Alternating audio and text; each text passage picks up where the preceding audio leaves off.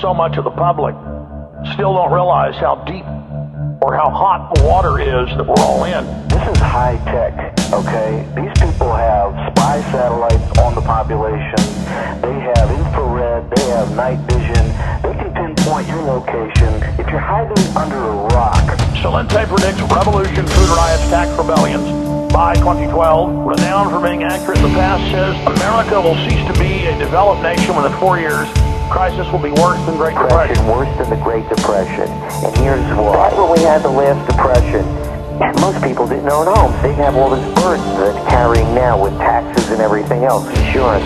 Back then, people didn't have home equity loans. Matter of fact, people had something called second mortgages. They were called losers.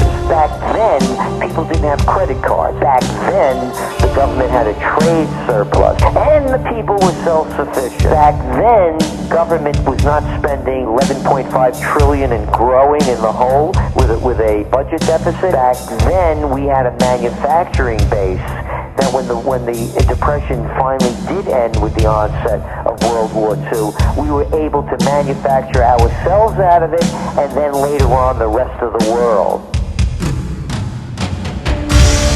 I think the real breakdown is going to begin in February.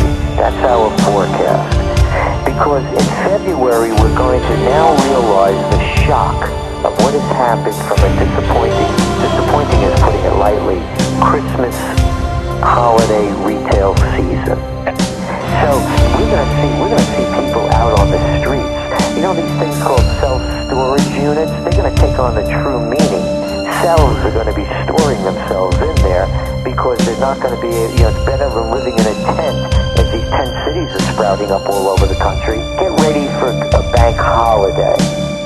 Because we're going to see runs on the banks that are going to come that they're not going to be able to cover them anymore.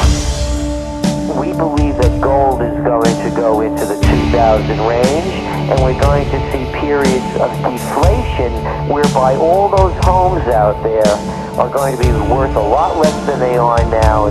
There's a glut of product everywhere, deflationary prices on one end and hyperinflation on the other. They say, now is the time for all good men to come to the aid of their country. And this is that time, and we've never seen it more than this. When the crime rates start going up, the first reaction is going to be send more police out into the streets. Again, you could call what's going on now with the government now controlling the world's largest insurance company, the world's largest mortgage brokerage. And now they're talking about taking over one of the largest auto companies. And of course now they're buying into the banks. You could call this either socialism, communism, or fascism, but you cannot call it free enterprise or democracy. They're doing it already. They're squeezing the little people, and this is why there's going to be a revolt. Go around the country, Alex, state after state, city after city, locality after locality. They're raising taxes to make up for lost revenues.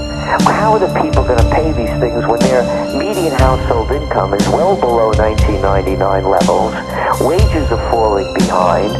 And they're losing their jobs. That's number one. And the revolt is going to take place. There's another one too.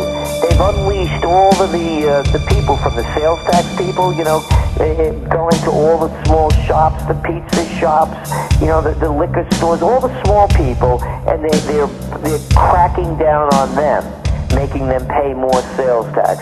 IRS is going to go after more of the small people because the too big to fails are too big to control and too big to monitor. So this is where the revolution starts taking place.